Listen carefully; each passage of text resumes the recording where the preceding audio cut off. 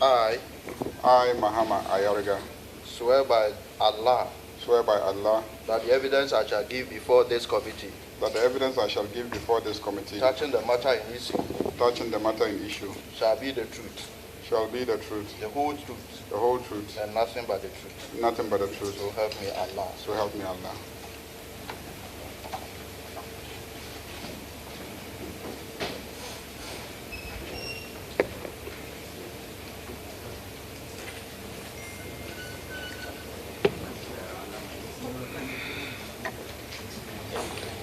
Thank you very much, Honorable Mahama Ayariga, leader of the House.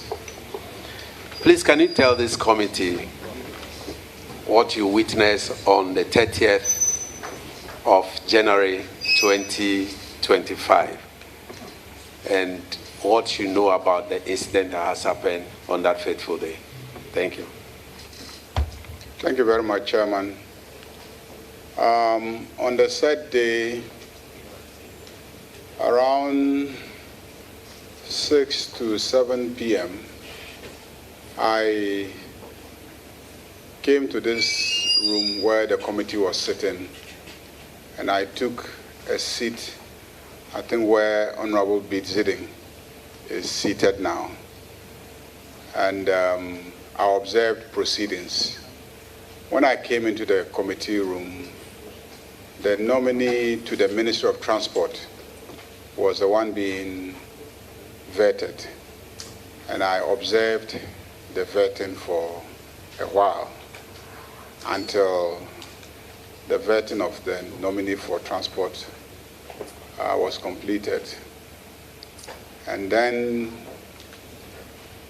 there was a decision by the chairman to invite Honorable Akando to take his seat so that he will be vetted.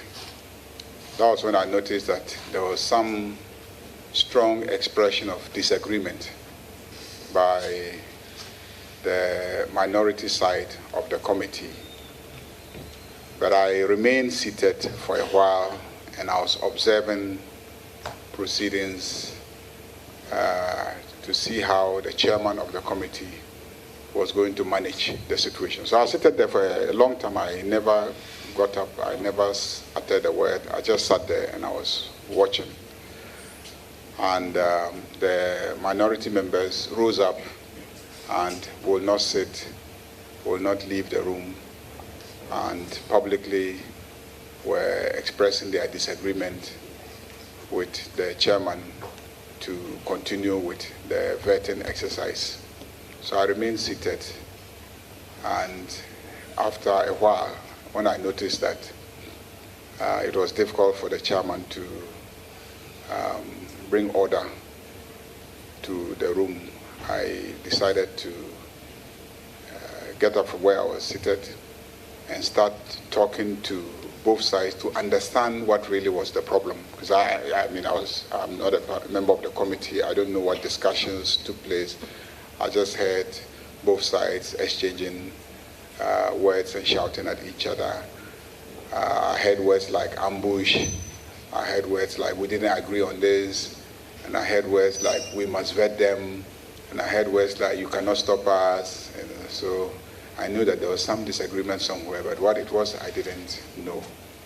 So I tried to talk to them to try and hear what the issue was. So I walked to all the sides trying to understand what is the problem. On the minority side, they said that they had had some discussions, and the understanding was that they were supposed to vet 3 nominees, and then later on there was a plea to add a 4th nominee, and they agreed. After that, there was a plea to add a 5th nominee, and that was the nominee for the Minister of Transport. And then there was resistance that, according to them, Honorable Nitu tried to convince his side to accede to the plea by the majority side to add the nominee for the Ministry of Transport. And so ultimately they agreed. And that was the nomination that I came and met. But towards the end, they have seen that the majority side is parading 2 additional nominees. And those were Akando and then Honorable Ablakwa. And that they were not going to entertain the nomination of these 2 other, the vetting of these 2 other nominees. And I had their side. So I tried to speak to the chairman and then the majority side. They also indicated that there was no agreement to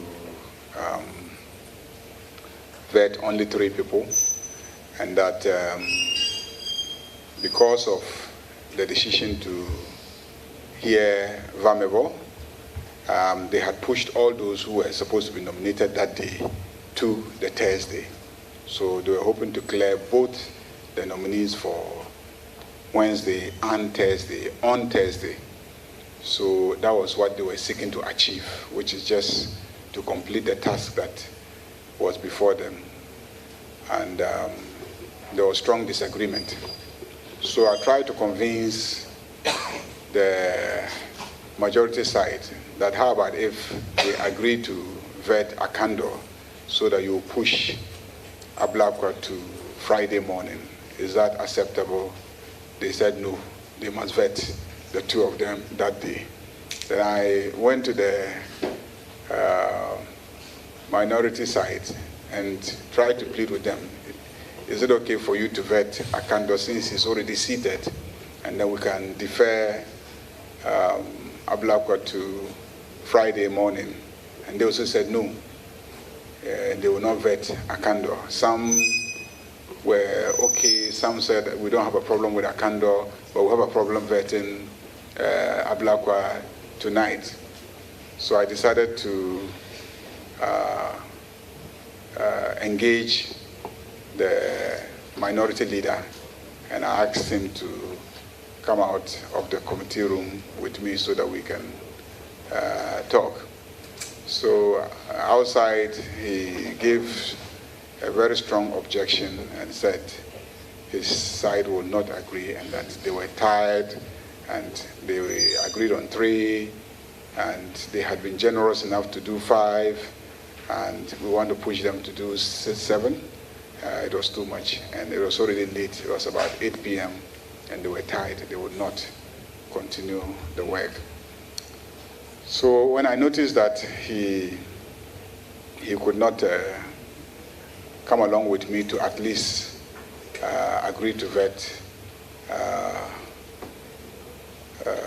Akando, I came back trying to talk to some people on his side to prevail on him, and the situation had degenerated where it had gotten to breaking tables and people holding each other's shirts, and I tried to separate some of the fights and tried to pull some people out again. So I just kept going in and out, trying to pull people out and talk to them because it was too noisy in the committee room. Nobody could hear the other. So the only way I could get to talk to people was to pull them outside the meeting room and then try to talk to them and come back into the meeting room. And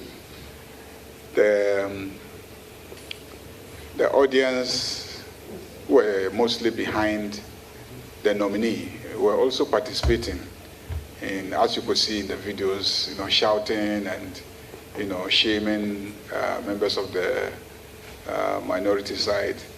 And then also the corridors were full. So even within the corridor, it was difficult to move around freely. So that was the situation. So I decided to call 1 or 2 people to consult and take a decision on what to do. And ultimately, I decided that it would be better to end the proceedings, by which time they had broken 1 table.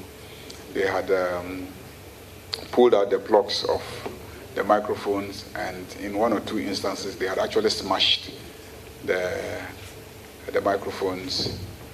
And so I thought the best thing to do was to bring proceedings to an end and get the chairman to postpone it to the following day. And so I announced that, and they all accepted and dispersed. those were what I saw and what I did on that day. Thank you very much, Honorable Leader. Colleagues, this is the witness account. Any question from any of our members that we can discharge him to go?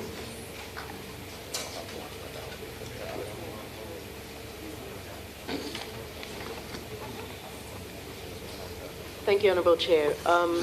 Majority Leader, if you could just confirm, just for the records, that the video that we just watched is an accurate depiction of what you remember on the day. Depending on where you were seated that evening, you will see different things. I was seated exactly where Honorable Bidiziding is seated. So I could only see directly opposite me a lot of what was happening on this side until I got up. I was seated for a very long time, to tell you the truth. I was just seated calmly throughout. And so I saw a bit of what was directly opposite me. On this side, I only saw Akando sitting here, and then he had a few people behind him. I think that the video depicts an aspect of what happened, depending on where the camera was positioned. As you can see them, they were positioned at different locations. Some were to the left, others to the right, and so those who were to the right were capturing. But when it got heated, some took their cameras and tried to capture it from a position that they thought could tell the story better. So and others used their mobile phones, and they came and they were all over the place trying to capture different angles. So this, I believe, reflects one of the angles, but there were different other angles. Thank you very much, Honorable Leader. We have a lot of videos from different angles from different people, but this is just to identify that you were there on that day. And so thank you very much. I was there. Okay. Any more so that we can dispatch and take other witnesses? Majority Leader, may I find out from you the chaos that you just described? Do you have the time in mind that the chaos happened? You said you walked into the room between 6 and 7 p.m. and sat for some time and sat through the Minister of Transport briefing. But when the misunderstanding occurred, at what time was it? I believe that was between 7 and 8 p.m. Between 7 and 8 p.m., yeah. I think that's when the confusion started and dragged on for a while.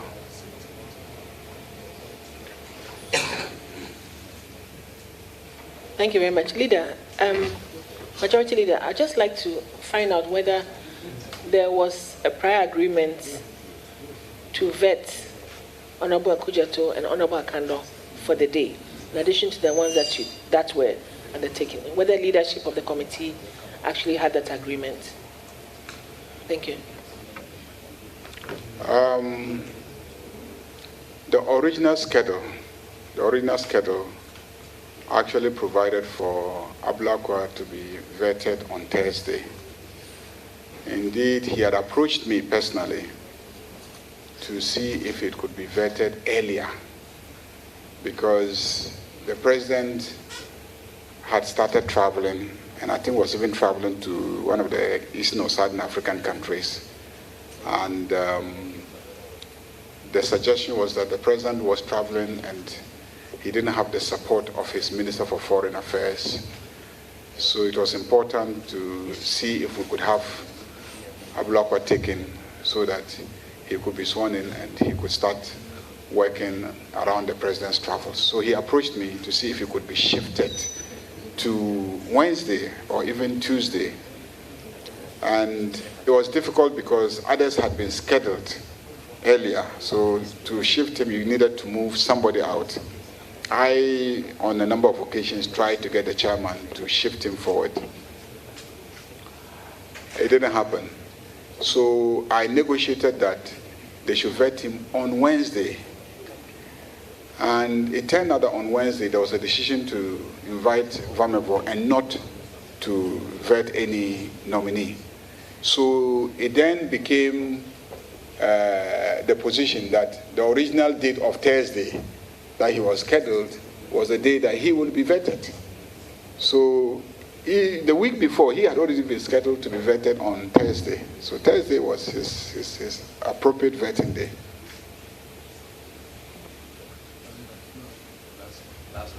Yeah, Leader, I want to find out if I heard you right. You said originally they had agreed on vetting 3, but by the intervention of Honorable Nitu, the Minister for Transport, the nominee for Transport, they agreed to vet that minister on that Thursday. I don't know whether I heard you right. I said I spoke to both sides, and each side had a different account. The minority side said that their understanding was that they were to vet 3 nominees. But then when they came after the 3 nominees, their colleagues convinced them and they added 1 nominee. And after that, their colleagues requested for an additional nominee, and that was a nominee for Minister of Transport. They resisted that, but Nitu, who was part of them, pleaded on behalf of the nominee for Transport, so they added him and vetted 5 of them. That is the account given by the minority members that I spoke to that day. Colleagues, we'll take the last one, then we can ask the leader to go. Thank you very much, Chairman. Leader, would you want to confirm that you approached both leadership, the minority and then the majority, and yet they failed to arrive at a compromise? You approached them both, tried to mediate, and yet they failed to arrive at a compromise. Thank you. Yeah, I spoke to both sides. I spoke to them, tried to convince them, but each side was adamant, insisted that somebody like Ablakwa had been slated to be vetted that date. He had come with his family and his chiefs. I think the pressure was coming from the fact that the nominees on the record were slated for that day, and the nominees had come here with their families and their chiefs, and they were all out there. So members of the majority side were having a difficulty. What do we do with these families? What do we do with these chiefs that we have made to travel all, this far to come, and then we'll tell them it's 8 p.m. They've sat here since morning, and you want us to tell them to go back? And that was the difficulty, that the nominees were here with their families, with their chiefs, and to ask the nominees to go back with their families and come back the following day was going to be a major inconvenience. That was really what was pushing. It wasn't just because they had the numbers and they could railroad their way through. It was just, what do we do? I had confronted a similar situation last week where nominees had come with even the president of the Greater Accra Regional House of Chiefs, the president of the Bono Regional House of Chiefs, with his whole, Regional House of Chiefs. They were here, 10, 15 chiefs. Greater Accra he sat here the whole day. And then we finished approving, taking the report on those whose reports had been laid in the House. We finished around 8. We came here and there were 3 or 4 sets of nominees with their chiefs. And again, the minority side said it was late, they were tired, and they couldn't start processing them. And the majority said they would not agree. Those chiefs had been sitting here the whole day, and they couldn't tell them to go back home. So on that day, I had to take responsibility. And I invited the nominees themselves into a room outside here and personally pleaded with them. They begged and begged. I said, no, it is late. It is 8 p.m. And you know that the average number of hours we spend on each nominee is 3 hours. So just do the calculation. If we take you you'll be here till 11. Then the next chief and next nominee and his chiefs will sit and also start at 11 and do 3 hours. That will be 2 a.m. And then the next person, I said, why would you treat these old men like that?